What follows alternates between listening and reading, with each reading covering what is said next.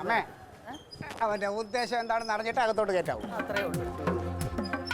ഓ എനിക്ക് മറ്റവനെ കാണുമ്പോട്ടും അവനായിക്കൂടാത്തത്.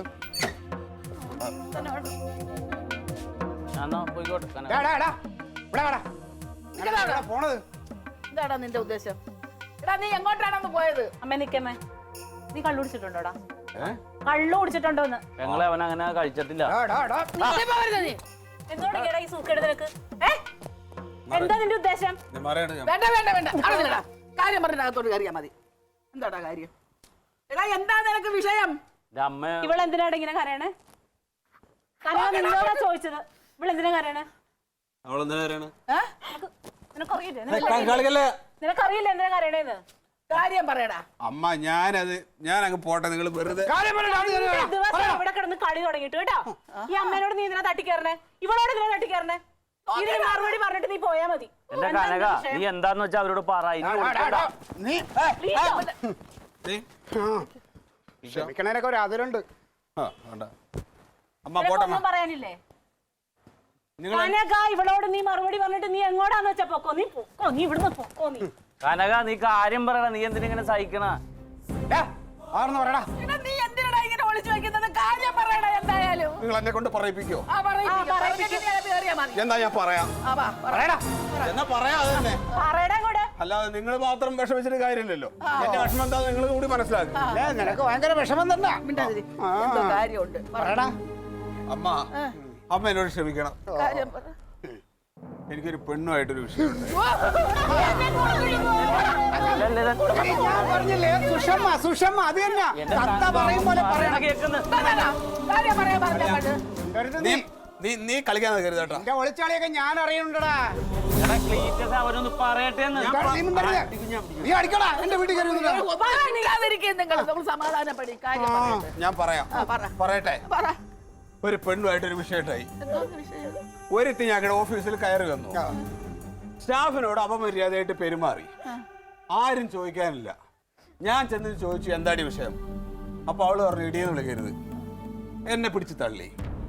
ഞാൻ അവളെ പിടിച്ചു തള്ളി. ആര് പ്രേമം? എവിടെ പ്രേമം? നീ ഒന്ന് അടങ്ങുന്നേ. നീ കാര്യം പറ. പോക്കിന്റെ ഇടയിൽ കയറി വെറുതെ വെച്ചാ പിന്നെ ആദ്യം കാര്യങ്ങൾ പറയട്ടെ. അത് കേൾക്ക്. നീ കാര്യം പറ. അത് കേൾക്കണതിന്റെ മുമ്പ് പറയാം. അതിനല്ലേ പറയല്. ആൾക്കാരിവിടെ തീ നിന്ന് നിൽക്കണം. നമുക്ക് കളിക്കുന്നത് പറയടാ. അപ്പൊ അവൾ ഇപ്പൊ എന്താ പറഞ്ഞേക്കണെന്ന് അറിയോ? അവൾ എനിക്കെതിരെ കേസ് കൊടുത്തിരിക്കുകയാണ് വനിതാ കമ്മീഷനിൽ. ഞാൻ അവളെ പീഡിപ്പിക്കാൻ ശ്രമിച്ചു എന്ന്. എനിക്ക് ഇവിടെ ഒന്ന് പറയാൻ പറ്റുമോ? എനിക്ക് സ്ത്രീ പീഡനത്തിന് കേസ് ഉണ്ടെന്ന് ഇവിടെ ഒന്ന് പറയാൻ പറ്റുമോ? അത് നിങ്ങളോട് പറയാമോ എനിക്ക്? അപ്പൊ നിങ്ങൾ എന്ത് വിചാരിക്കും? ഇപ്പൊ അവൾ എനിക്കെതിരെ കേസ് കൊടുക്കുന്നു പറഞ്ഞ് നടക്കാണ്. അവളെങ്ങാനും കേസ് കൊടുത്തു കഴിഞ്ഞാൽ എന്റെ ജോലി പോകും. എനിക്ക് ശമ്പളം ഉണ്ടാവില്ല. എന്റെ കുടുംബം പട്ടിണിയാവും. ഞാൻ ജയിലിൽ കിടക്കേണ്ടി വരും. ആ കേസിൽ നിന്ന് ഞാൻ ഊരി പോരണമെങ്കിൽ 2 ലക്ഷം രൂപ ഞാൻ അവൾക്ക് കൊടുക്കണമെന്ന്. ആ പൈസ എങ്ങനെ ഉണ്ടാക്കുന്ന ആലോചിച്ച് തല പോയിച്ച് ഞാൻ ഈ ഫോൺ ചെയ്തുകൊണ്ട് നടന്നത്.